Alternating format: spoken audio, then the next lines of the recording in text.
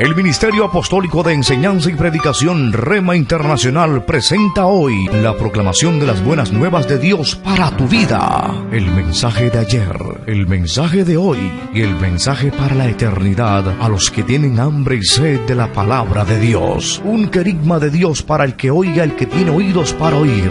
Escuche el dabar del Eterno a las naciones. Ahora es el tiempo para recibir el rema del Espíritu Santo a tu espíritu. Escuchemos con fe la memra del Señor para el alma. Cargas necesarias. Y hemos tomado como base el libro de los Hechos de los Apóstoles, capítulo 15, verso 28 y verso 29. Dice la palabra de Dios: porque ha parecido bien al Espíritu Santo y a nosotros no imponeros ninguna carga más que estas cosas necesarias, que os abstengáis de lo sacrificado a ídolos, de sangre, de ahogado y de fornicación, de las cuales cosas, si os guardáis, bien haréis, pasadlo bien.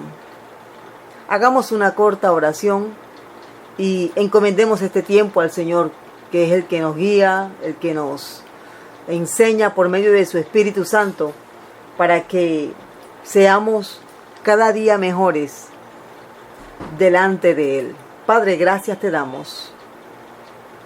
Gracias te damos por tu palabra. Háblanos en esta hora por medio de tu Espíritu Santo.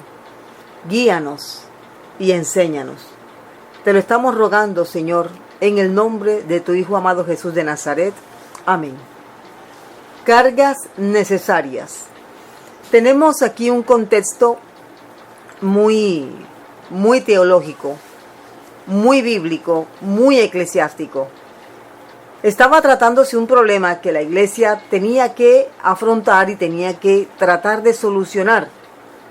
En medio de todo el capítulo 15, que es donde se desarrolla el contexto histórico del pasaje que hemos tomado para este tema, las cargas que nos pone el Espíritu Santo, cargas necesarias, la situación tenía que ver con la conversión de las personas no judías al Evangelio de Jesucristo.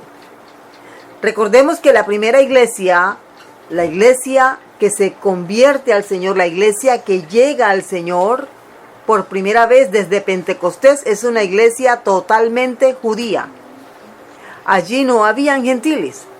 Todas las personas que venían de otras tierras, en el día de Pentecostés, descrito en Hechos capítulo 2, todas esas personas eran judíos y eran judíos prosélitos. Unos de nacimiento, otros que se habían adherido al judaísmo y eran judíos practicantes. Podemos, por ejemplo, recordar al eunuco etíope que venía desde muy lejos para escuchar Torá en el templo. Bien, ese es un ejemplo de una persona que se había adherido al judaísmo, pero que no había nacido en el judaísmo. Lo podemos identificar como un prosélito, un discípulo del judaísmo. Se convirtió al judaísmo y practica el judaísmo. Todavía hoy muchas personas son así practicantes del judaísmo, aunque no nacieron de familias judías. Toda esta gente se había convertido al Señor el día de la predicación del apóstol Pedro, y toda esta gente también se había convertido en la segunda predicación, en la que mucha gente, más de 5,000, se habían convertido. Todos eran judíos. Ahora tenemos a los gentiles. Los gentiles que no guardan dieta, hablamos de ese tiempo, no guardaban dieta, tenían muchos dioses a los cuales adoraban, tenían prácticas tal vez antihigiénicas para un judío practicante, tenían hábitos que eran completamente opuestos a las prácticas escogidas que se daban en el judaísmo. Estos gentiles comenzaron a llegar al Señor. Uno de los que primero tuvo que afrontar esta situación fue el apóstol Pedro. Así como se lo prometió el Señor, que Él abriría, a Él le fueron entregadas las llaves de la apertura del Evangelio, no solamente en el judaísmo, sino también en el gentilismo. Así que es Pedro el llamado por Dios para predicar por primera vez a una familia completa gentil, el centurión romano Cornelio. Y de ahí en adelante mucha gente más. Después de la persecución que hubo en Jerusalén por causa de el judaísmo, las rebeliones, etc., y por causa del Señor Jesucristo, mucha gente salió huyendo, y en la medida en que iba huyendo, escapando de la muerte segura que tenía en Jerusalén, ellos donde iban llegando predicaban el Evangelio, y mucha gente se convertía, entre esos gentiles. Por eso es que vemos una iglesia ya después, allá en Antioquía, y desde la cual sale el apóstol Pablo para predicar el Evangelio a los gentiles. Gente que no era judía, no era practicante, no le interesaba nada del judaísmo ni de Israel. Esos son los gentiles. Ahora, la incógnita que tiene la iglesia es: ¿tenemos que circuncidar a todos los varones gentiles? ¿Sí o no? Imagínense semejante inquietud, semejante pregunta, porque muchos hombres llegaron al Evangelio, llegaron al mensaje de Jesucristo, lo aceptaron de corazón, pero ellos no se circuncidaban. La circuncisión es una señal del pacto que Dios hizo con Abraham, para que todo el que a través de Abraham creyera en el Mesías, participara del pacto a través de la circuncisión. La primera persona circuncidada como señal del pacto que Dios había hecho con su pueblo Israel, en este caso pues con Abraham, que fue el primero, fue él, el mismo Abraham, y con él todos los de su casa. Siendo Abraham un anciano, se circuncidó. Así que, ya que todos tenían que participar de la circuncisión, básicamente les cortaban la parte colgante del prepucio del miembro masculino, del pene, a los varones, como señal del pacto. El que no estaba circuncidado era visto como una persona fuera del pacto. Esa es la forma en la que David llama a Goliat perro, incircunciso. O sea, este perro que está fuera del pacto viene a insultar a nuestro Dios.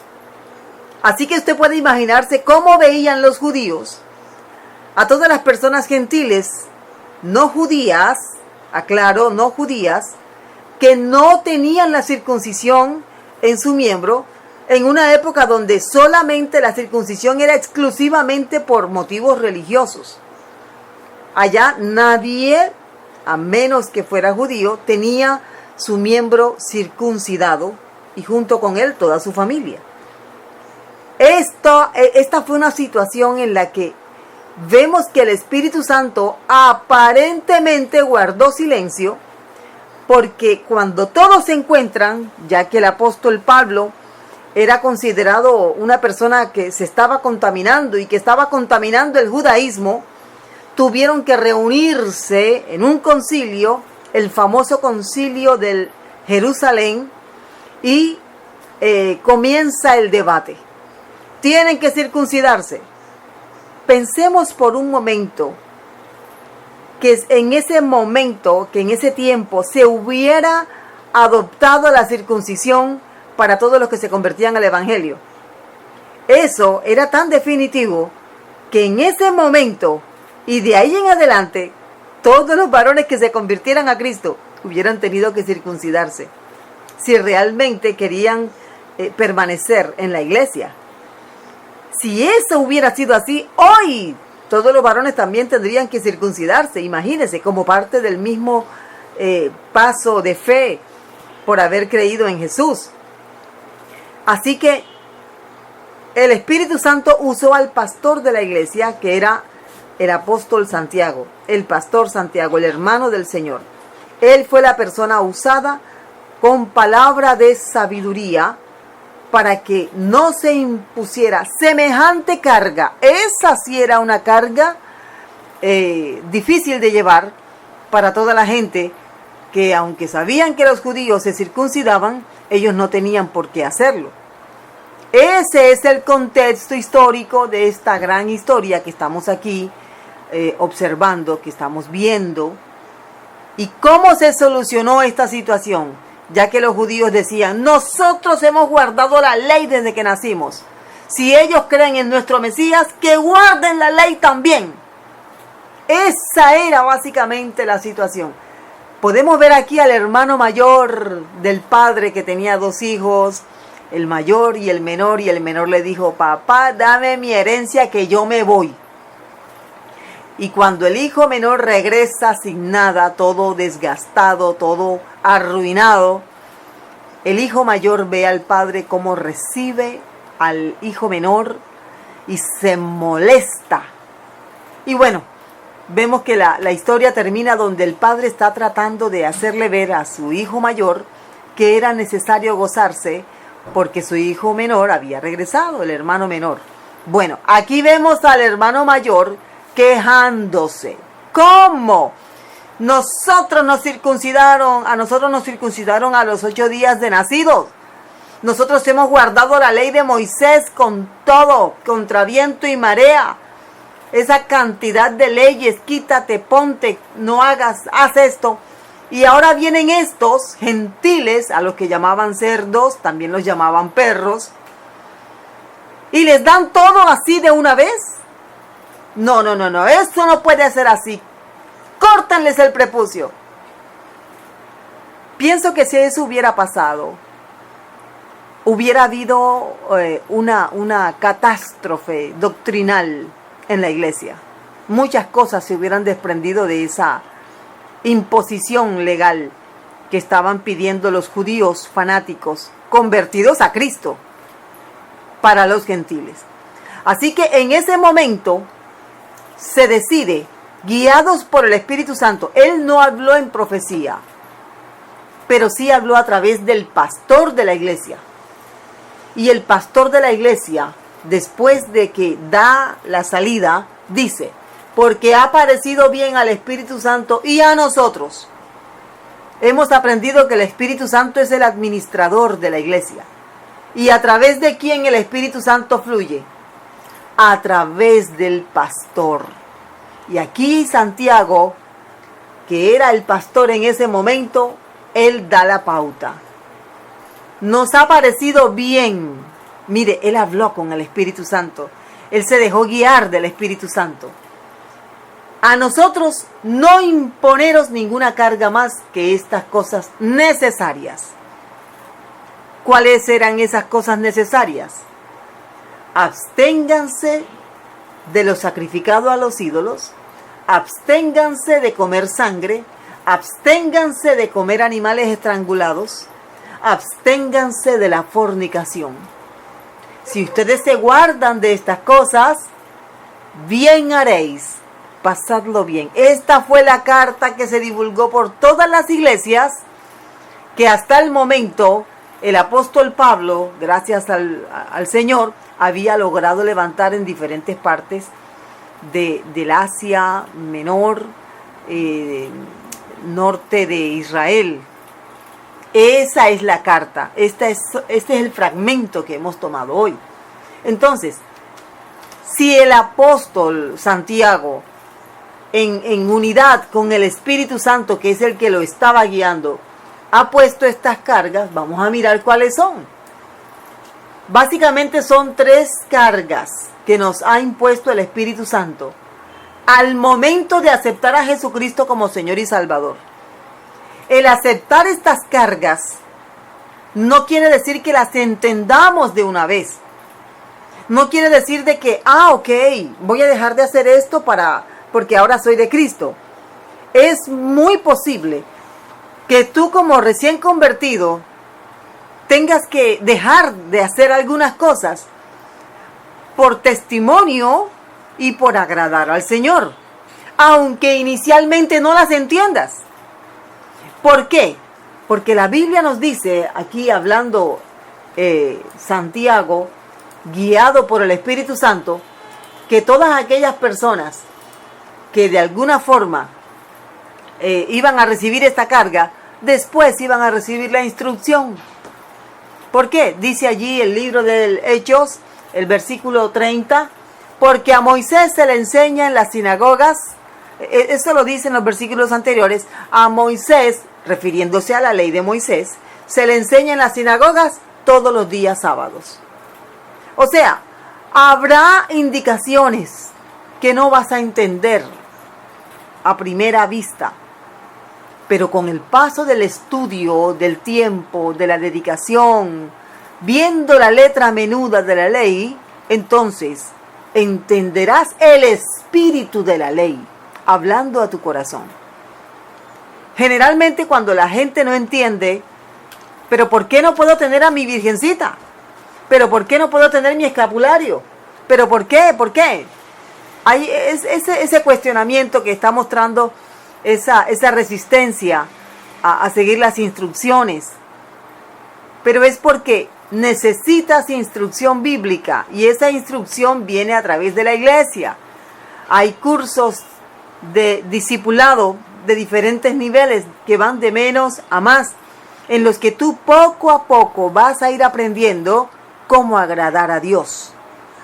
Eso no quiere decir que todo el que te vea va a entender por qué usas o no usas, te quitaste o te pusiste algo, pero tú en tu corazón sí lo vas a entender. Entonces, la primera carga, ya que la carga de la circuncisión fue quitada, no se la pusieron a los gentiles, en cambio sí les dejaron estas cargas. ¿Por qué? Porque estas cargas no eran del talante que sí era la circuncisión. La circuncisión demandaba todo un ritual, todo un dolor en especial. Era algo más engorroso. Así que las cargas que aquí los pastores, en especial el pastor Santiago, establece para aquellos que son gentiles y que no habían sido circuncidados son los siguientes: abandonar la idolatría y todo lo que concierne en sí a la idolatría. Abandonar la idolatría. ¿Por qué? Porque es que los alimentos que ellos tenían, dependiendo del lugar donde los vendían o cómo los preparaban, los judíos así se los comían o no se los comían. Entonces, si había un tendero, una persona que distribuía carne, pero esta persona era seguidor del dios Apolos, un dios griego, Apolos, quiere decir que él toda su mercancía, toda su carne, la había dedicado a su dios. Y en esa dedicación, él ofrecía la carne y todos los que compraban o los que llegaban a la carnicería, como más adelante lo veremos explicado mejor por el apóstol Pablo, ellos llegaban y preguntaban por la carne que había sido ofrecida a Apolos. Así que, ¿qué hacía el carnicero? El carnicero les ofrecía la carne y les decía: esta es la carne ofrecida a esa deidad. En este caso he mencionado como ejemplo a Apolos. Hoy día no vemos a la gente pidiendo carne ofrecida a Apolos, para que vayamos entendiendo la magnitud de la situación que se vivió en la iglesia de Jerusalén. Pero sí vemos gente que compra en establecimientos donde los dueños del lugar le rezan o le rinden tributo a cierta deidad, a cierta diosa, a cierto santo. Básicamente es lo mismo. Lo que ha cambiado un poco son los nombres de estas deidades, la forma como se les rinde homenaje o se les rinde tributo. Por eso es que el apóstol Pablo dice acá en la primera carta a los Corintios: si vas a comprar carne y toda la carne ha sido ofrecida a alguna deidad, compra sin preguntar, por motivos de conciencia. Aquí lo dice el apóstol Pablo en el capítulo 10 de la primera carta a los Corintios. Dice él aquí, usted puede leer desde los versículo 10 en adelante, donde él habla de la murmuración y todas estas prácticas. Dice, lo que los gentiles sacrifican, a los demonios los sacrifican. Porque es que para ellos en su corazón, ese demonio es quien les está proveyendo el alimento. Entonces ellos hacen una dedicación. Pero si tú tienes que ir a comprar carne y te das cuenta que esa carne ha sido parte de un ritual y de que esa carne ha sido ofrecida a un ídolo, dice el apóstol Pablo, hombre, compre sin preguntar. Ahora, no es no preguntar el precio. No vaya de pronto a hacer que la carne cueste más de lo que tú llevas en tu presupuesto. Le decía el apóstol Pablo, no se pongan a preguntar a quién fue sacrificada la carne. Más bien diga, bueno, esta carne me gusta, voy a llevarla. Para que la comas como santificada por el Señor. Y no como una carne que fue ofrecida a un ídolo. Ninguno busque, dice aquí en el verso 25, de todo lo que se vende en la carnicería, comed sin preguntar nada por motivos de conciencia. Hay algunas pautas aquí que él sigue dando con respecto a comer la carne sacrificada a estos diferentes ídolos. Porque yo mencioné uno, pero hay otros, Afrodita, etc. Entonces, si un hermano participa de la carne que se sacrificó, que se ofreció a una de las deidades en el momento, y él lo sabe, eso puede ser para él un motivo de pecado, porque se va a exponer, va a comer pensando que está en pecado por estar comiéndose una carne que fue ofrecida a dioses, a deidades, a demonios en ese momento. Por eso el pastor dice, absténganse de lo sacrificado a los ídolos. Estas personas, para empezar, antes de recibir la doctrina, tenían que abstenerse para no ser de tropiezo a los judíos y no ser de tropiezo a los otros gentiles. ¿Por qué? Porque es más importante guardar el testimonio cristiano delante de los que nos observan que la paz interior que tú creas que tienes pisoteando la conciencia de otra persona. Eso es básicamente. Y ya que para el judaísmo comer carne sacrificada a los ídolos era algo tan abominable, entonces les están diciendo, vamos a abstenernos de comer carne sacrificada a los ídolos. Esa es la primera carga que ellos tenían que observar. Y de esa forma ellos iban a ser aceptados en la iglesia para entonces ser instruidos en la doctrina, como lo dice Hechos capítulo 15. Hay prohibiciones y hay prácticas que no se entienden dentro de la iglesia, pero que con una buena clase de doctrina bíblica se aclaran. Y no solamente se aclaran, modifican la forma de ver al Señor. Nos ponemos en entera disposición al Señor. Señor, ya entendí. Hay muchas cosas que tal vez no vas a entender de una vez, pero poco a poco las irás entendiendo. ¿Por qué es una carga? Porque aunque agradar al Señor debe ser un deleite, habrá cosas que van a ser incómodas. Para esta gente, abstenerse de comer carne, una plancha de carne asada que huele bien sazonada, abstenerse de comer esa carne era algo incómodo, difícil. A lo mejor en la casa, ay, ¿tú por qué no comes carne? ¿Y ahora qué te pasa? ¿Por qué? Porque ellos estaban obedeciendo una directriz, que no debían comer carne que había sido ofrecida a los ídolos, hasta que ellos adquirieran madurez. Mire lo importante que es la doctrina, lo importante que es la letra menuda. ¿Dónde se recibe la letra menuda? En la iglesia. Aquí tenemos la escritura, tenemos lo que dice la Biblia, pero necesitamos maestros que nos expliquen cómo son las cosas, por qué las cosas son así. Y tener la paciencia para que el Espíritu Santo progresivamente nos ayude a entender la doctrina. Dentro de esta prohibición estaba la sangre.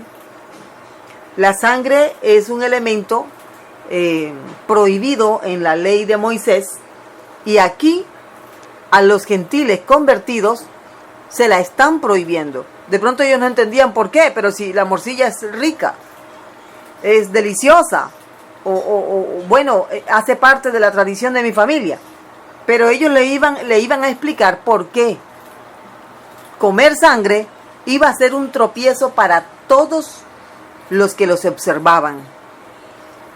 Si volvemos nuevamente al capítulo 10 de la primera carta a los Corintios, dice el apóstol Pablo lo siguiente.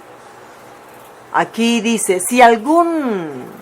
Voy a leer aquí el verso 23, creo que se explica bastante.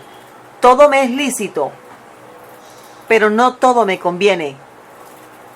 Todo me es lícito, pero no todo edifica. En este tiempo de gracia, en el que no estamos sujetados a la letra de la ley, y hago esa claridad, no estamos sujetos a la letra de la ley, pero sí al espíritu de la ley. Es diferente. En este tiempo es importante que para mí, para nosotros, para los que hemos creído en Jesús, la conciencia de las personas que nos rodean esté limpia de pecado con respecto a nuestro testimonio. Entonces, dice aquí el verso 27, si algún incrédulo, una persona que no es de Cristo, te invita y quieres ir, de todo lo que se ponga delante de ti, come sin preguntar nada por motivos de conciencia. Mas si alguien os dijere, esto fue sacrificado a los ídolos, no te lo comas. ¿Por qué no te lo debes comer? Porque la gente que sabe que tú eres cristiano y que tienes reglas de santidad para cuidar tu cuerpo, para cuidar tu vida espiritual, saben que te vas a contaminar, aunque para ellos eso no importa, pero ellos saben que tú sí le das importancia. Entonces ellos te dicen, pero esto fue ofrecido a San Pachito. Entonces, ¿qué debes hacer? Dice aquí, no te lo comas. Si para ti ya no es pecado, no importa, pero la conciencia del otro se va a ver afectada si tú te comes aquello que él sabe que hace parte de una regla, de una dieta de santidad, una dieta de pureza. Esas son las instrucciones que ahora nos da el apóstol Pablo con respecto a lo que está diciéndose allá en Hechos capítulo 15. Ahogado, ¿qué es ahogado? Ahogado es matar a un animal por estrangulamiento, asfixiarlo, o como en algunos lugares cogen a las gallinas por la cabeza y les dan vuelta y la gallina pues queda ya lista para ser preparada. ¿Por qué esta forma de matar los animales en Israel no es aceptada? Porque la sangre no sale. La sangre se coagula en el cuerpo del animal y contamina el cuerpo del animal. Entonces, estas son reglas de pureza que se practicaban en el judaísmo de una manera muy estricta. Y ahora vienen gentiles, imagínense, que se comen todo lo que se mueve, todo lo que tiene vida, lo matan y se lo comen. Le ponen limón, sal y vea.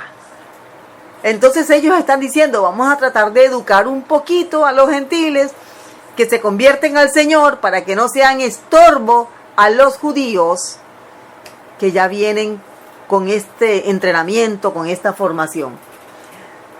Hay algo que debemos aquí aclarar. En la Biblia, en el capítulo 11 de la carta a los Romanos, hay una enseñanza que se refiere a dos árboles de olivo. Está el buen olivo, que es representado por Israel, y está el olivo silvestre, que es representado por el pueblo gentil. ¿Cuál es la diferencia entre estos dos árboles de olivo? El árbol de olivo bueno, o el buen olivo, como así lo menciona el libro o la carta a los Romanos capítulo 11, se está refiriendo a un olivo que ha sido cultivado desde pequeño por los sacerdotes levitas del judaísmo para que dé buenas olivas, para que crezca sin plagas, etc. Ese es el buen olivo.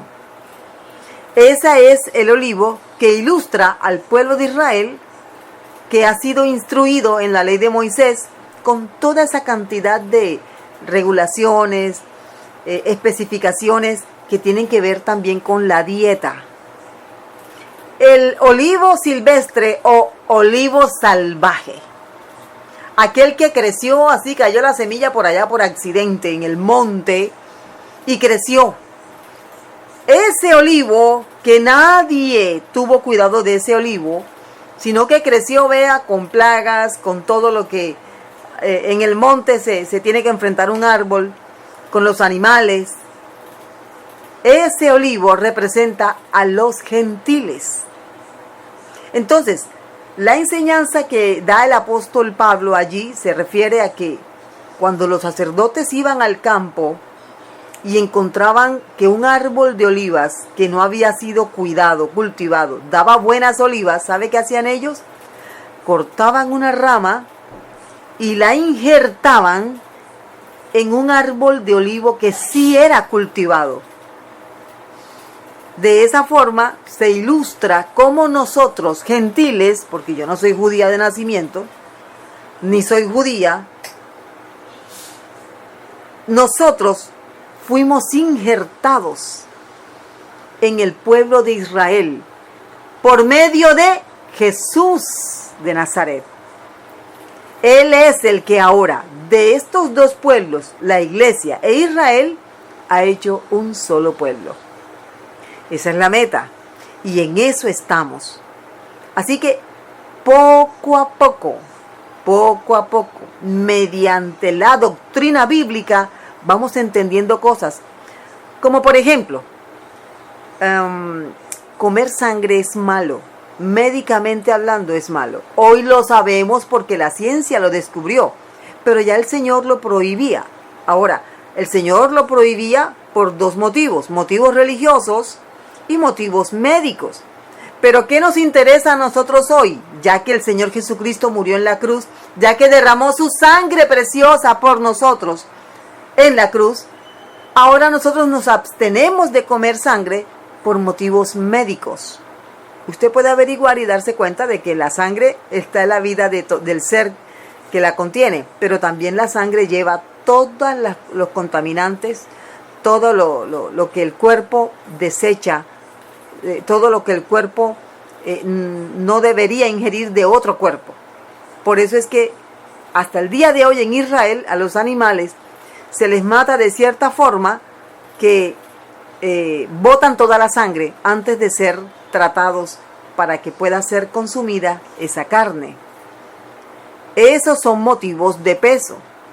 ¿Por qué, por ejemplo, el cerdo? En algunos lugares se come cerdo. Y tienen algunos pasajes, como por ejemplo Hechos capítulo 10, donde el apóstol Pedro recibe una visión y en esa visión hay un lienzo que se abre y en ese lienzo hay una cantidad de animales y escucha una voz que le dice: Pedro, mata y come. Y Pedro se niega y nuevamente la voz le dice: Pedro, mata y come.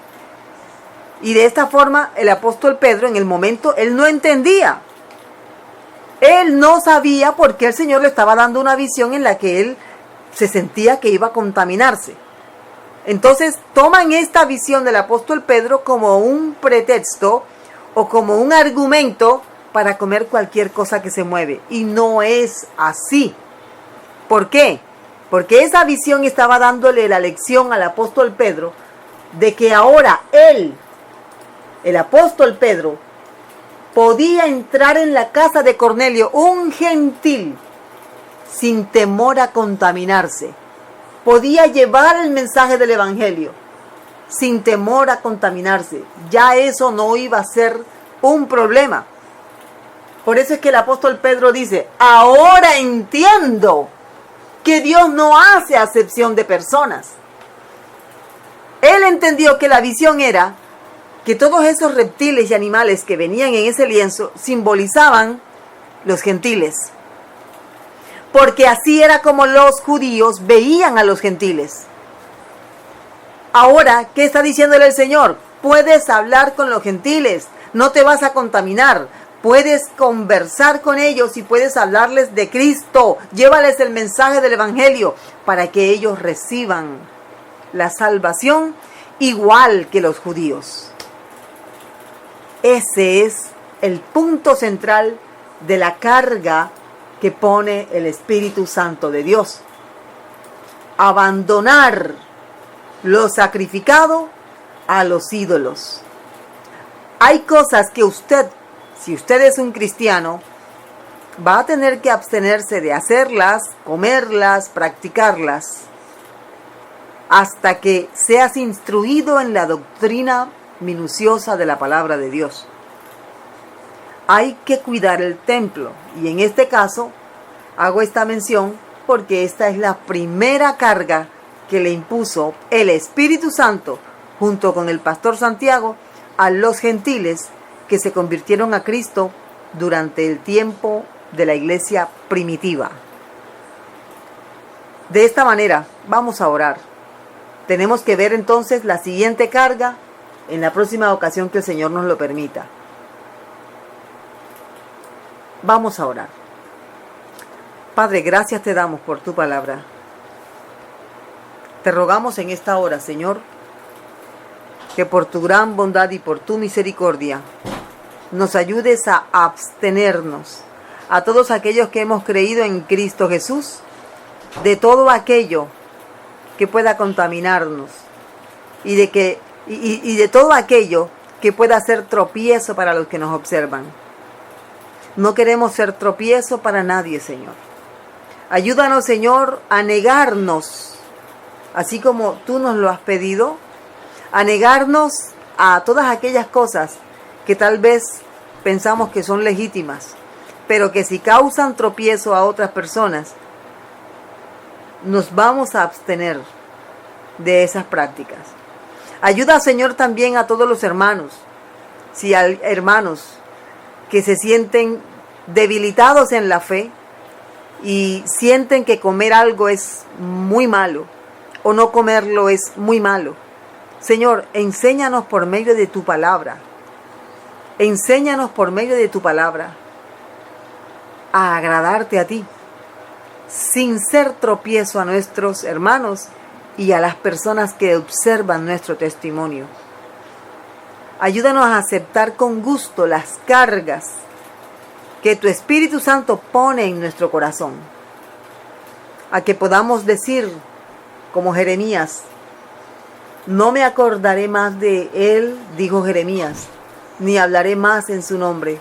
No obstante, había en mi corazón como un fuego ardiente metido en mis huesos. Traté de sufrirlo y no pude. Señor, ayúdanos a entender que aquellas cosas que tú has puesto en nuestro corazón, aquellas cosas que tu Espíritu Santo está haciendo para que nosotros seamos mejores delante del Señor, son para nuestro bien, son para que tú te agrades de nosotros. Ayúdanos, te lo rogamos. Gracias te damos en el nombre poderoso de Cristo Jesús. Amén. Amén y amén. El Ministerio Apostólico Rema Internacional pone a disposición esta predicación. Ofrecemos ministración a simposios, seminarios, campañas evangelísticas, educación globalizada sana y de carácter interdenominacional. Escríbanos a ministerioremainternacional@gmail.com o llámenos al celular 316-270-7181.